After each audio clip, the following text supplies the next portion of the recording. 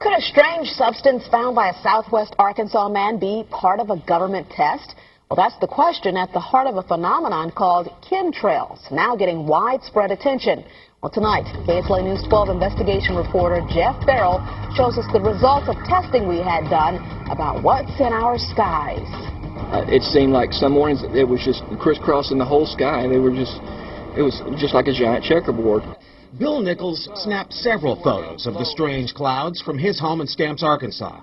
They begin as normal contrails from a jet engine, but do not fade away like a normal contrail.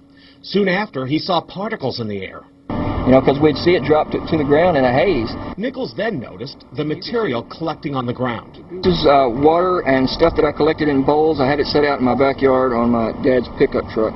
KSLA News 12 had the sample tested at a lab. The results? A high level of barium, 6.8 parts per million, more than 3 times the toxic level set by the EPA. Armed with these lab results about the high levels of barium found in our sample, we decided to contact the Louisiana Department of Environmental Quality.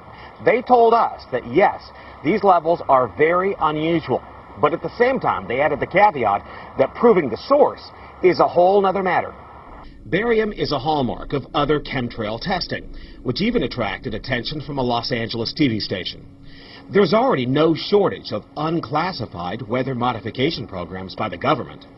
But those who fear chemtrails could be secret biological or chemical testing on the public point to the 1977 Senate hearings in particular, which confirmed 239 populated areas had been contaminated with biological agents between 1949 and 1969.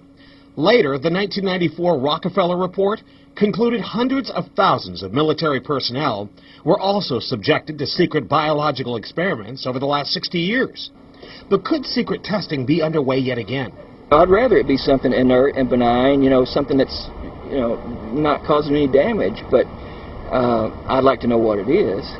KSLA News 12 discovered chemtrails are even mentioned by name in the initial draft of House Bill 2977 back in 2001 under the Space Preservation Act. But the military denies any such program exists. Jeff Farrell, KSLA News 12 reporting. And, it turns out until 9 years ago, the government had the right under U.S. law to conduct secret testing on the American public under specific conditions. Only a public outcry repealed part of that law, with some exceptions.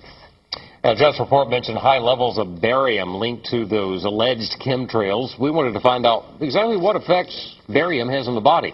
We spoke with Mark Ryan, the director of the Poison Control Center. Ryan tells KSLA News 12 that short-term exposure can lead to anything from stomach to chest pains. Long-term exposure causes blood pressure problems. Ryan addressed concerns by chemtrail researchers that barium could be meant to wear down a person's immune system. Anything that causes ill effects in the body long-term chronically is going to affect your ability because it's constantly working on the body. So from that aspect, yeah, that's a potential. Ryan says he's conducted research on his own about secret government testing on the public, but he's still a bit skeptical about the alleged chemtrails, at least at the moment, because the Poison Control Center has seen no calls about exposure to barium.